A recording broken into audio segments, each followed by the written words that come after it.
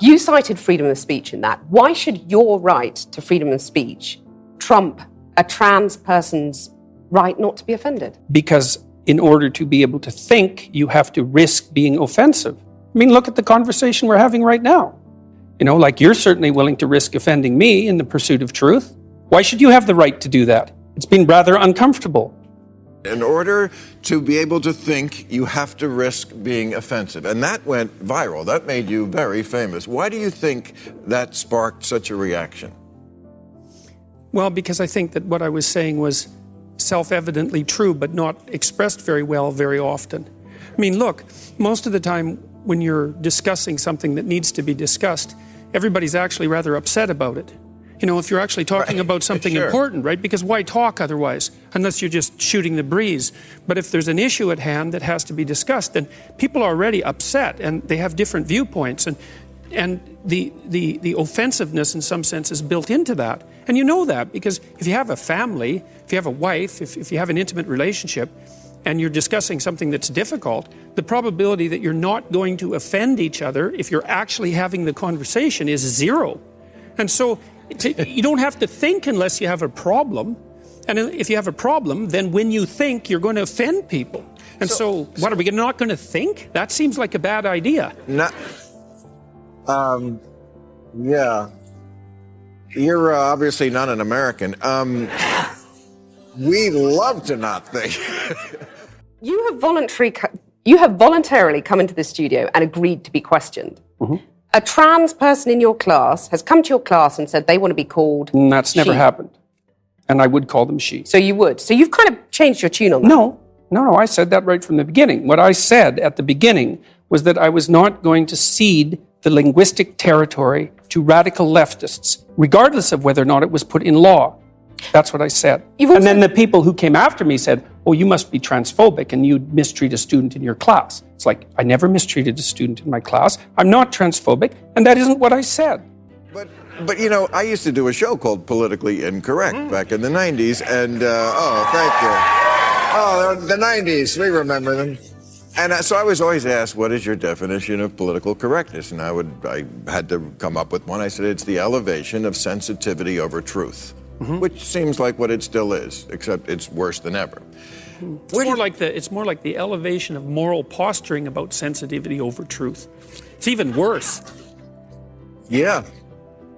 So where did it come from? How did we get to this place where we're so fragile, the safe space people?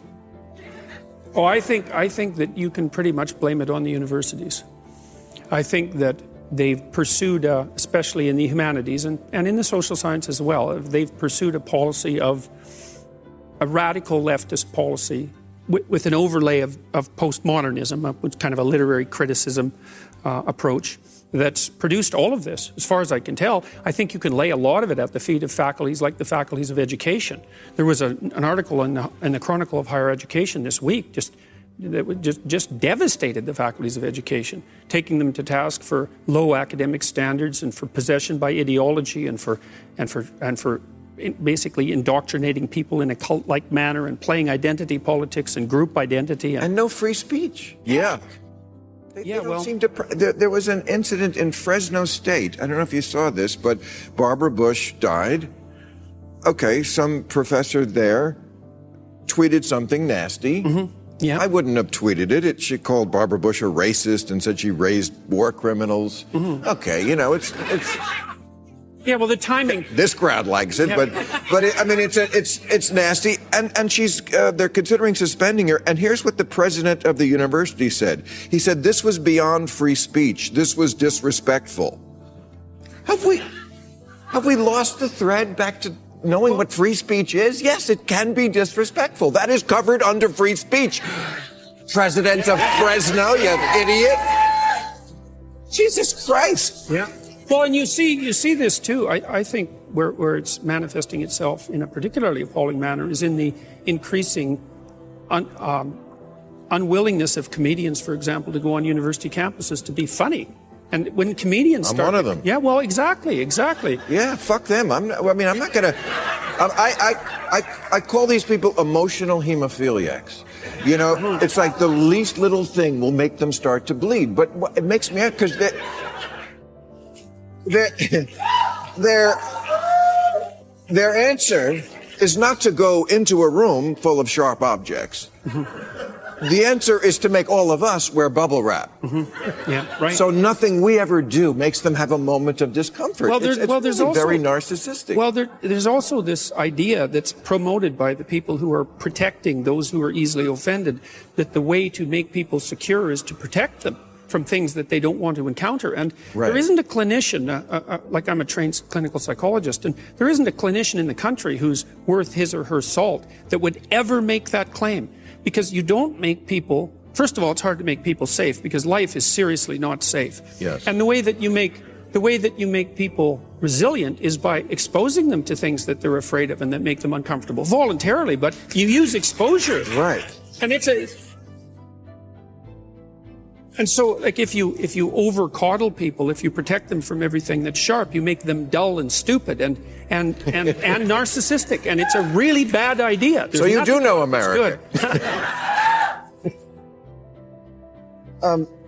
One thing I mean, your book is fantastic, and one of the rules that I really love is you say, don't let your kids do anything that would make you not like them. That's what I've been thinking for years when I call them the fuck you mom generation. When I see kids, never in life because I never go near a child, but like on TV and movies, I see kids like saying fuck you mom. And I'm like, if somebody who wasn't your child did that, you'd be immensely offended, whereas the parents just take it. What's up with that? Well, people don't like to admit that they can dislike their children or children in general. And right.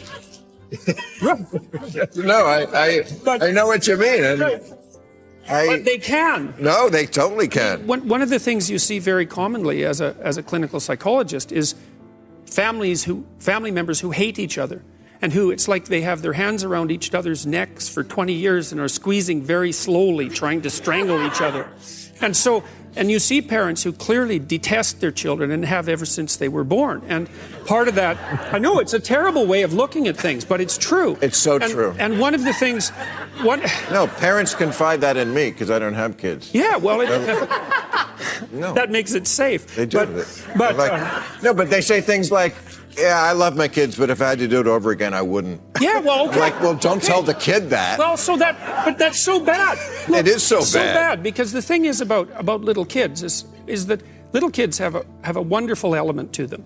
And most people spontaneously like little kids, they'll give them a chance. And if you have little kids, one of the things that's so wonderful about it is that when you bring them out into the world, even people who aren't in good shape, rough people, and who maybe don't have much patience for humanity, it brings out the best in them, you know? And so people are willing to give your kids a chance. But then if they misbehave, especially if they're rude and they don't have any respect and they're whiny and they don't know how to listen, then people don't like your kids and you don't. And then your kids go out into a world where no one likes them. And that's what you do to your kids if you don't like them, is you send them out into that world. But how did parents get so pussy whipped? By their own children. I mean, that's really what it is.